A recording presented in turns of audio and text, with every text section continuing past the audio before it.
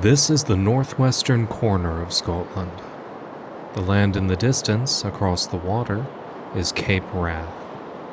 It is one of the most beautiful places in the far north. But that does raise a question.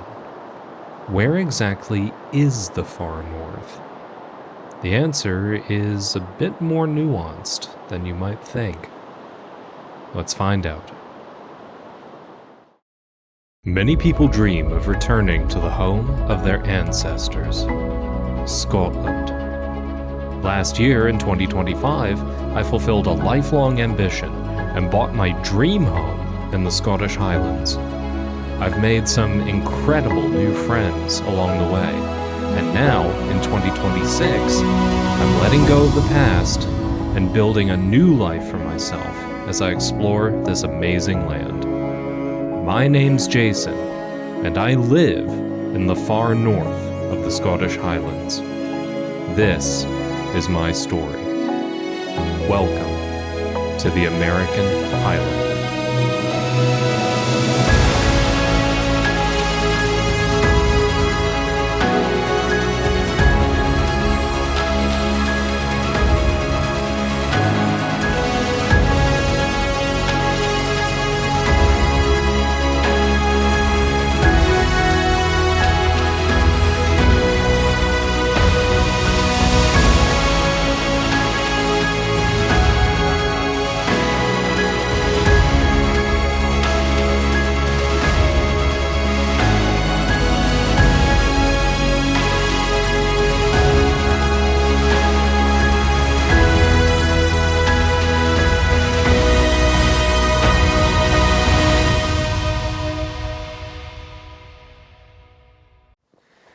Good afternoon from the far north of the Scottish Highlands. It's an absolutely beautiful midwinter day up here. I'd say it's about 5.5 degrees, mid-February. And the topic of today's video is the far north. Specifically, where is the far north? And I know that sounds like a ridiculous topic, but if you recall the episode that we did a few weeks ago where we asked, well, where are the Scottish Highlands? And as it turns out, even amongst native Scots, there's quite a lot of disagreement as to what constitutes the Highlands. And so it got me thinking, well, I live in the far north, but in my mind, I have a very clear and specific picture about what constitutes the far north of Scotland. Is that the same mental picture that everyone else has? And what got me thinking about this is actually a comment that came in on a previous video. Now, 99% of the comments that I get on this channel are overwhelmingly positive, and I am super grateful to you guys for that. 1% are, internet trolls and whatever, banned. But every now and then, you get a comment that comes in that's just so very distantly in orbit of reality that, calls to mind a line from one of my favorite series, Dominion Tank Police, where I look at it and I go, is your brain out to lunch or is it just resting? This comment, specifically, this person said, hey, I'm up in Caithness. Don't call it the far north. We don't call it the far north. And then it just devolved into a bunch of patronizing insults. I was like, what? Like, I love Caithness. I love Thurso, Wick, the whole area. I'm up in Caithness a lot. I'm filming up there quite a lot. Talk to a bunch of people up there. They all call it the far north. Like, the only rail service that goes up there is the Far North Line. Like, I didn't make this up. Like, that's what this region is known as. And, I'm looking at this comment, I'm like, my brother in Christ, you claim you are up in Caithness. That is on the same latitude as southern Norway. What do you want me to call it? Miami? Like, you're not exactly sipping pina coladas at that latitude.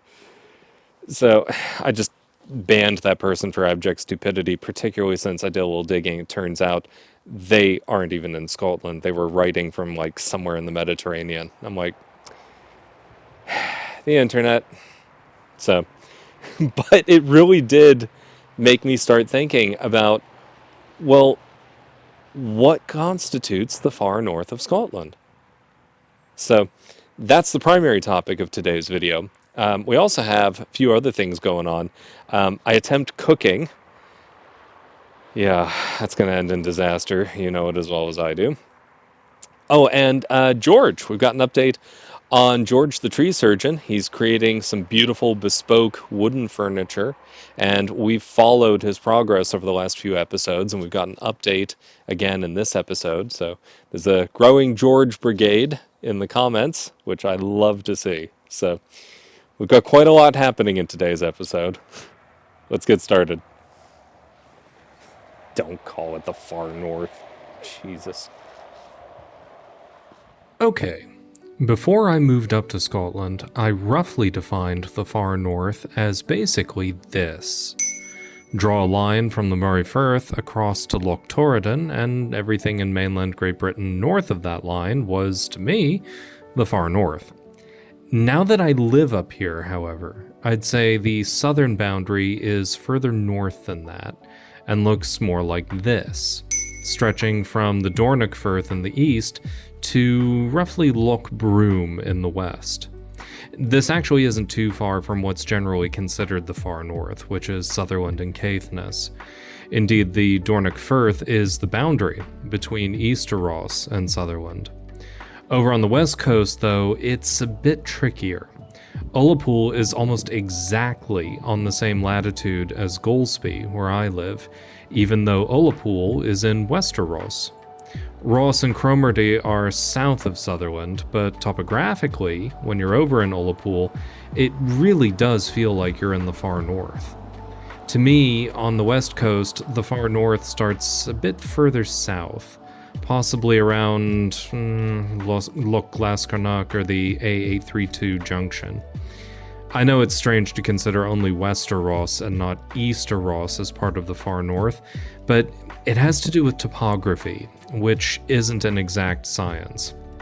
For instance, the Caithness border starts almost immediately north of Helmsdale, yet for me, Sutherland feels like it extends all the way up to the Berrydale Braes, where the topography distinctly changes and suddenly you know you're in Caithness.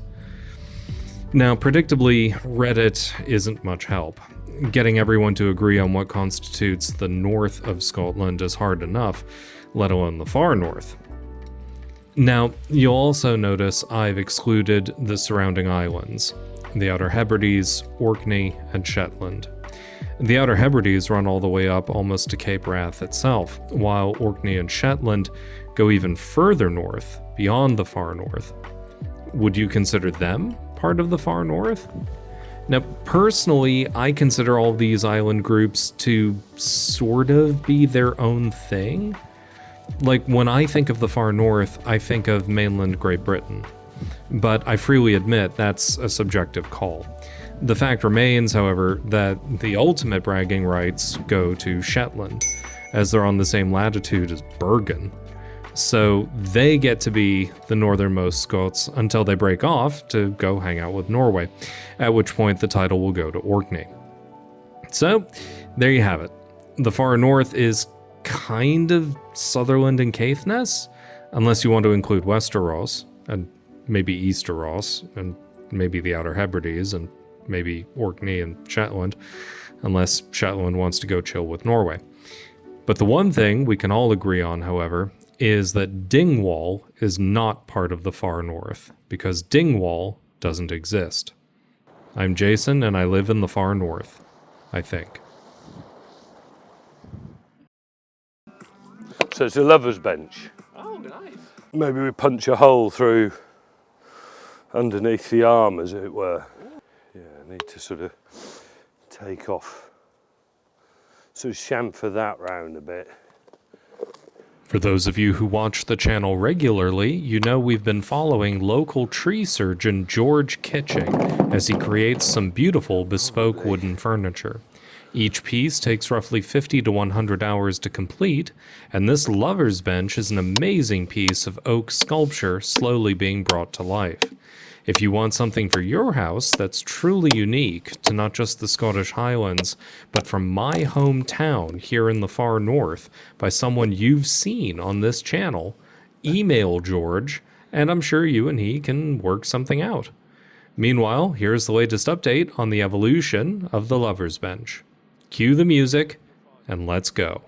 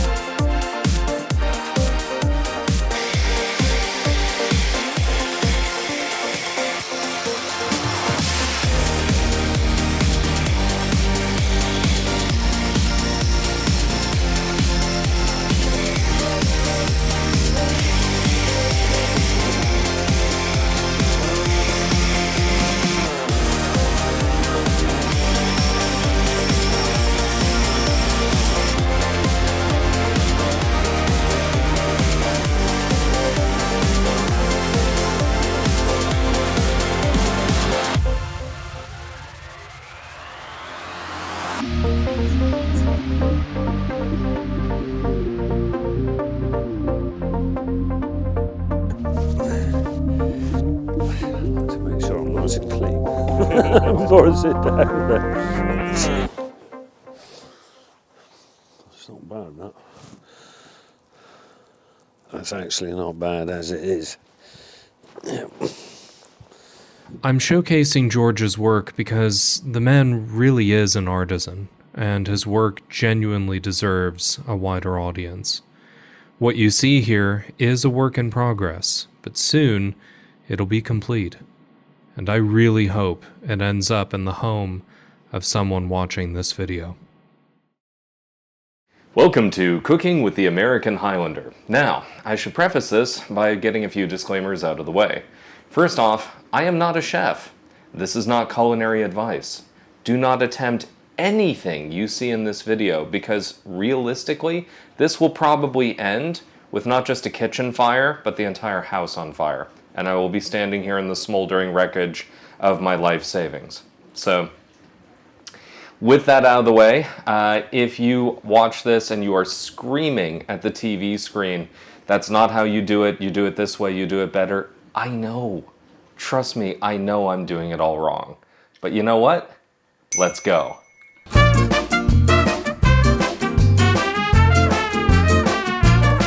So let's go over here, let's see what they've got. What have we got? Alright, we have a bunch of ingredients that I've never attempted to work with before. Read out what we've got. Alright, we've got organic oats that are whole rolled, carefully grown and harvested from organic fields. We have unbleached white. Well, how do you bleach the color white? Stone ground organic strong wheat flour. Strong wheat. Is it going to the gym? Cotswold Crunch, strong flour mix for bread and rolls with malt flakes for handmade bread and bread machines. We have buttermilk, which Christine uses to make amazing pancakes. We have honey from the Edinburgh Honey Company. More on those later. More on them later. We have bicarbonate of soda, because we couldn't just get Pepsi. And we have sea salt flakes. Cool. And now we need to make sure we're not getting down our clothes. So what do we do? Ask you to cook instead? No. Oh, yes, of course. So we are now going to put on our trusty professional no drama llama apron. Now, you might be wondering why I have a no drama llama apron. It's because I am a llama. I No. bought it for you. Yeah. Preheat the oven to whatever, I don't know. Okay, so to preheat an oven, what knob do I turn? This one says fan oven. Okay. Yeah, just turn it around to about 200. 200, okay. Right. Okay, well done. Am I now cooking? No. Okay, right, ingredients. So Okay. this is the scales. Jason, this is what we use to weigh things. Here, so we turn it on. It's already on grams, and what we need. I don't like the grams. scales. They tell me one at a time, please. Anyway, so normally you can just use regular flour for this, but I like to use a mixture of unbleached proper stone ground flour and like either wholemeal flour or something with a bit of crunch to it, just to give it a bit of crunch. So what you're going to do first is you're going to tip in 225 grams of the unbleached white flour into here. Okay. Watch the scales underneath and make sure it doesn't go over. If this doesn't end with you sitting on the floor with a bowl of 10 ingredients on your head, I will be very, very surprised. It's going to end in absolute disaster. Okay, is that 225-ish? 225. Oh, well done. Because Okay. Chef Llama is ninja. Let's not go. I have ourselves. officially cooked. Yeah, whatever. Cotswolds Crunch, 225 are the same, so altogether we're going to have 450 grams of flour. Okay, 450 grams is the total that we are aiming for. Yep. The number shall be 450, and 450 shall be the number. Oh boy. I will not stop at 440, except to go straight on to 450. Somebody please send help. For me, 460. not for him. 460 is right out. Right, getting there. Okay. It's like watching the national debt climb. Okay, we're at 453. Oh, that'll do. Okay, good. Now you want a bit of get a bicarbonate soda. Open that Okay, and just got a little teaspoon's worth. a teaspoon. Yeah, Okay, now are we talking like a proper teaspoon a or? bit more, maybe a bit more than a teaspoon. A bit more. Yeah, that'll do. Okay, not the typical man overestimates amount teaspoon. No. Right. Sea salt. Sea salt. That's this guy. Okay, what am I doing with the sea salt? Pinch of sea salt. Throw it in. Oh, I get to do the whole like chef's pinch thing. No.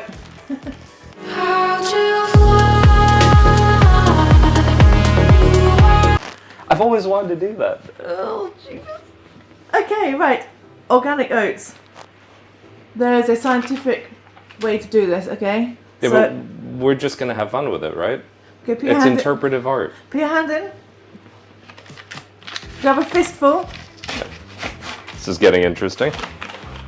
Okay. and whatever you get, just throw it in the bowl.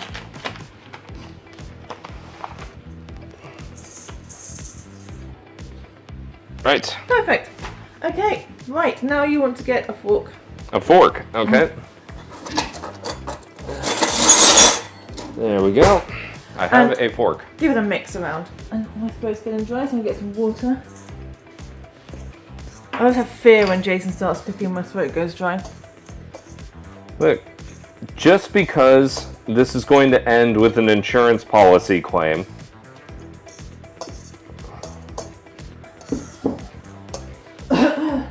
Have faith in Chef Llama. Oh, no. Do you like the look of that? I don't know. What's it supposed to look like? More or less that. This is your brain on drugs. Anyway. Oh yeah, you didn't have that ad campaign over here, did you? No.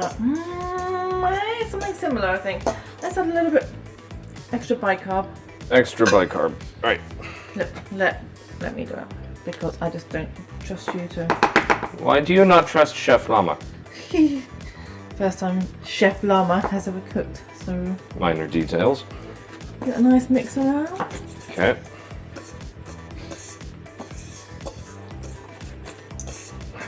Yep, okay, good. I'm American. I can't cook without my gun. had your Red Bull, your morning Red Bull, right? Oh, I definitely had my morning Red Bull. Okay, right, buttermilk.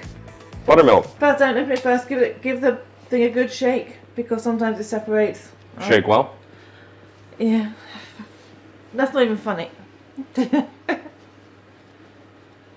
That's for you. Okay, so shake well. Yes. Yes, this is how I cook.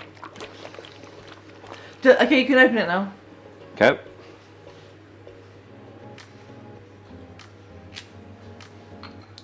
In a second, but it's the first time I've ever seen you open a carton of buttermilk. I don't think I've ever done it before. Okay. Right. Right. Pour some in until I say stop. Oh, keep going. More! Come on! What are you waiting for? Applause? Perfect. You're so mean to that woman. I have to ignore you. Okay, right, now get a spoon out, a rather large spoon. I mean, that's the foundation of our marriage. It is. That's how I survive. That's how I don't start drinking. It's early in the morning anyway. I was supposed to say, honey, would you like to do an insert shot right now of what you've stored in our pantry? Yeah, let's go look at the pantry, shall we? This is our emergency supply of emergency supplies. Supply. That's the reds. And I'm not a fan of whites, but all this stuff's really good, by the way. Sweet freedom. Non-alcoholic. Just water and fruit. Water and fruit.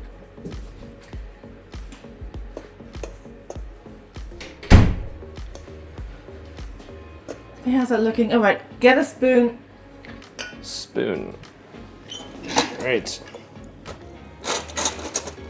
And open the lovely tin of Edinburgh honeycoat. Scottish heather honeycoat. Okay. Scottish heather honey. Look at the way it's trying to. No! No, this. No, this. You imbecile. Come on, let this comes off first, like that. Oh. Okay. I knew that. Okay. Oh, look at that consistency. Okay, right. Good, nice. A nice, generous spoonful into the bowl. Yes. Okay. Oh, that smells good. You can smell it? Yeah. I can't smell it yet. I can't. Oh, Stick your nose in the jar. Oh, wow. Okay. Yeah. Okay. Okay, let's get another one. Maybe half a one. Yes, that. Yeah, go on, shove it in. Do you want to use a wooden spoon now? That would put me out. You tell me. Yeah. Is that better to use? Yeah, I think so. You might find it a little bit easier. Go for it. Right. Let's put that in. Just pop it in the sink. Pop in the sink. Okay. So, you know, all those cottagecore channels that use the word cozy in every single video, and, you know, they cook up these amazing foods that are perfectly lit and it looks incredibly cinematic. Yeah. You're not going to get that here. Now look at this consistency. This is what we want. Is that the consistency we're looking for? Pretty much, yeah, I think so. Yep. I'm happy with that. Okay, right. Chef Mama. Yes. We want some greaseproof paper. Okay, that's somewhere over here. Top drawer. Top drawer? Mm-hmm. Okay, and that would be... Yep. The one that says greaseproof paper. I found a thing. That this much? More? Yeah, enough to line the that thing. Are we like lining just the base or wrapping all the way up? No, the baking tray. Oh, okay. So about that? Yep. Okay. Wow. I You've did applied it. common sense to something. First time for everything. First time for everything. Okay. All right. Let's check this again. Maybe a little bit more flour in that. A little more flour? A little bit more. Yeah, put some crunch in there. Do you want to hold this while I... You want me to hold this? Sure. Somehow I flipped the camera and it's staring at me now. Okay, there we go. Oh, you're so rude. No, I didn't really want that close up I of know, it. I'm just being silly. Like, I'm just mocking you. You should be used to that. do not mock the llama. Okay, that's good. It's like a very thick kind of cake batter. All right. Now here is your task. Okay.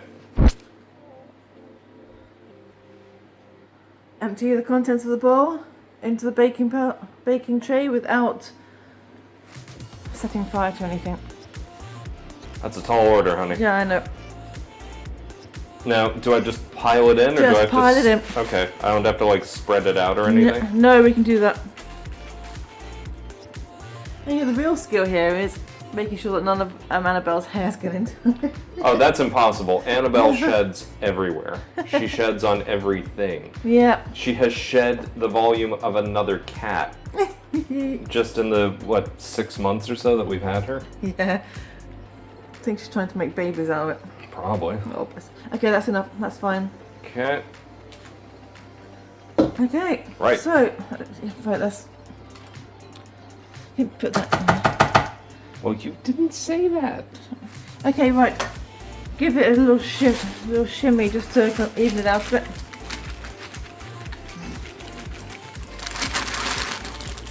Yeah, no, the rougher the better, I think, because it's just, we're not going for perfection, we're going for taste. We're going for survival.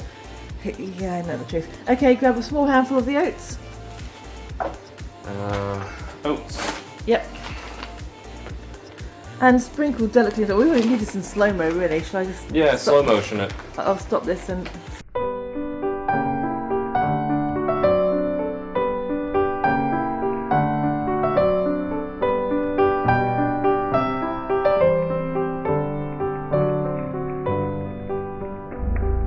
Okay. Right. And now the oven is actually ready. Okay. No, see what Annabelle does when we're asleep. How did she get her fur on there? I don't know. We don't ask these things. Okay, Yeah. put that into the oven. Right. Oh, this is a moment. This is exciting. Like, I'm about to risk a house fire, and I have no idea why.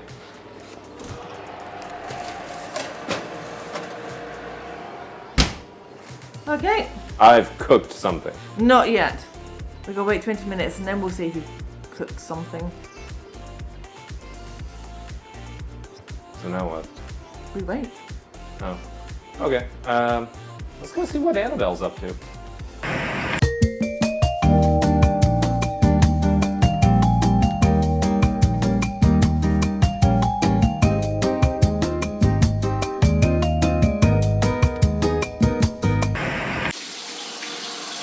Oh, that's looking pretty That good. looks done. Okay, so you're gonna need oven gloves. Do not try and take that with your bare hands. Oven gloves! Oven gloves! Okay, oven gloves. Where are the oven gloves? Behind you. Oh. This is a glove? Yeah. So each, yeah, oh my goodness. Yeah, like that. Oh my goodness. How's it looking? What do you think? Pretty good. Cool. Now where do I put it? This is a moment. I'm kind of excited to see how this turned out.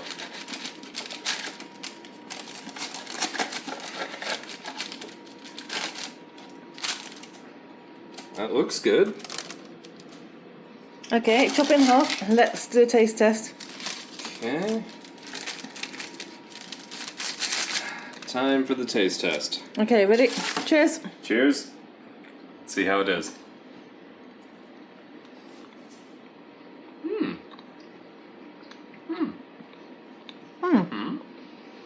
Pretty good.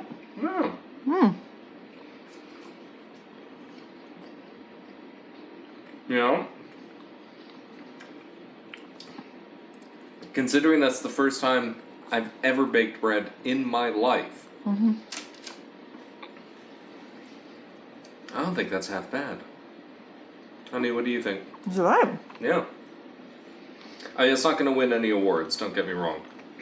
It is actually my recipe. It's good. But it's edible. It's tasty. I think the texture is a little too soft.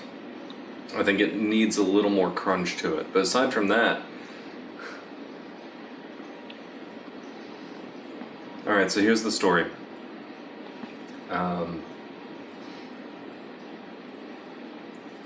My dad used cooking as a form of control, form of abuse. And you were not allowed in any way to question or criticize or anything like that. If you did, it was violence.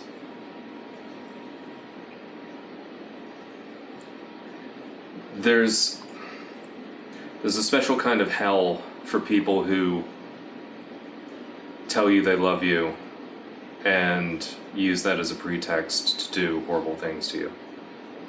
And it's why I'm so averse to the kitchen and cooking and the rest of it. And one of the things that matters to me now is the idea of taking back control of that aspect of my life.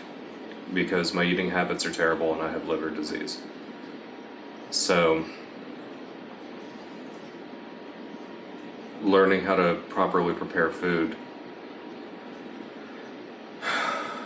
and having some measure of autonomy in the kitchen. It's getting back pieces of my soul that were taken from me almost half a century ago. So yeah, all kidding and joking aside, this matters to me.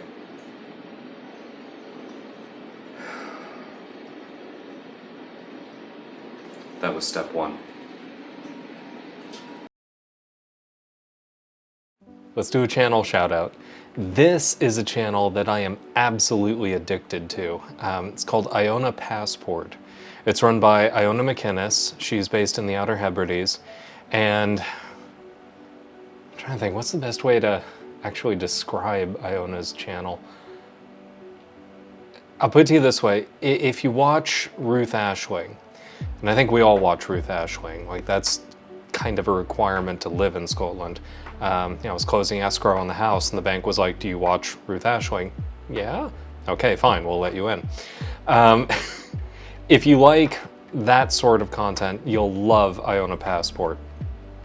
It's just someone who's very natural, very enthusiastic, clearly loves exploring Scotland and showcasing it, and she also travels abroad.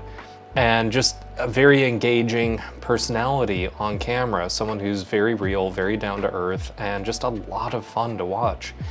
And a lot of the places that she goes to aren't necessarily just, tourism traps that are off the side of the road. Like she did a video recently where she traveled to the Highlands in the Outer Hebrides.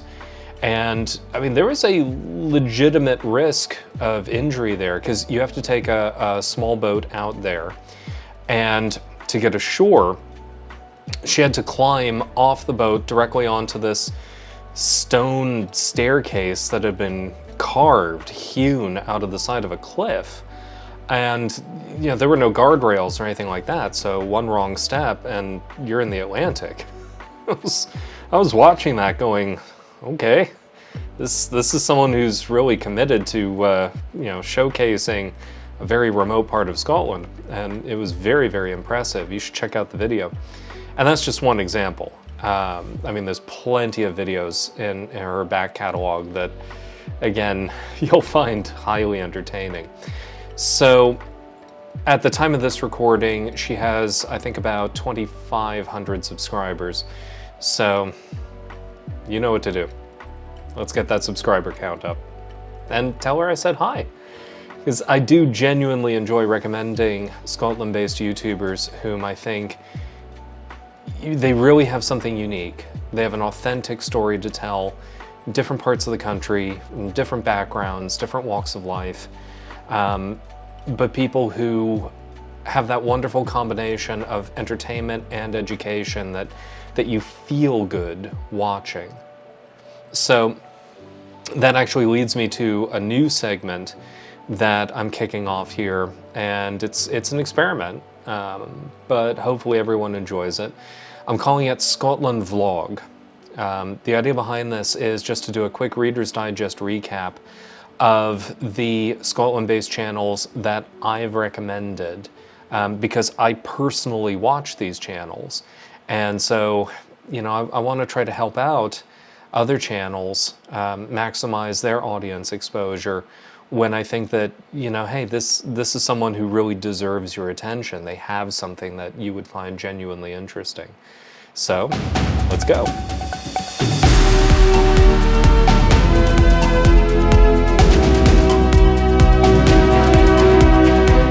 My friends Zach and Annie over at Simple Scottish Living did a great video talking about the challenges that UK high streets are facing, and they want to help promote local businesses here in Scotland. They also do some beautiful Central Belt sightseeing.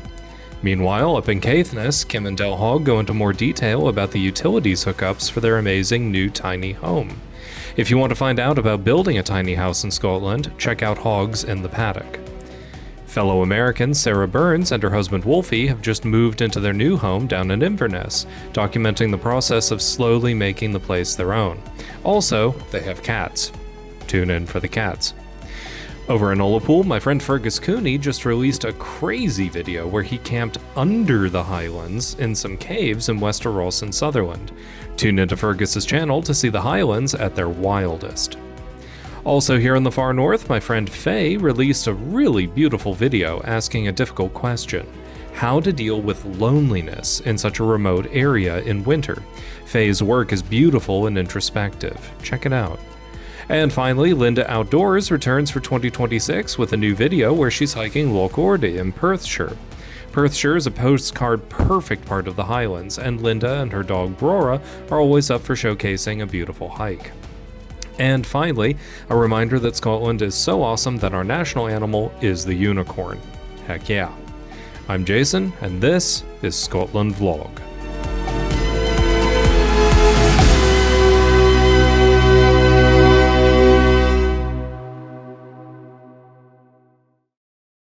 For today's scenic drive, we're doing a small portion of Scotland's famous NC 500, driving east from Moine House on the A838 across the Kyle of Tongue to finish up in the village of Tongue. This is a stunningly beautiful drive through the Northern Highlands along the coast. And we're doing it here at sunset. This is the far north.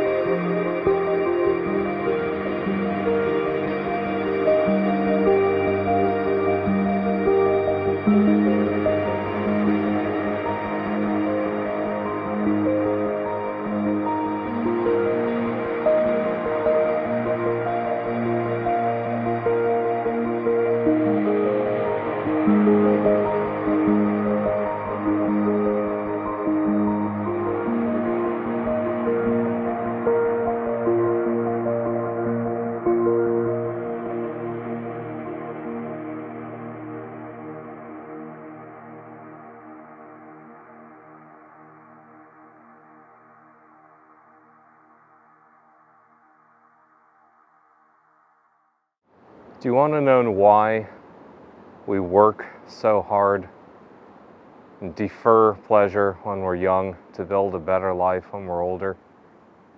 So that you can experience what you imagine the bliss of afterlife to be while you're still alive and able to enjoy it. I don't know if there's anything beyond this. But if there is, I hope it is somehow dimly reflected in the magic of what I'm experiencing right now. This is as close to heaven on earth as I've found thus far in my travels.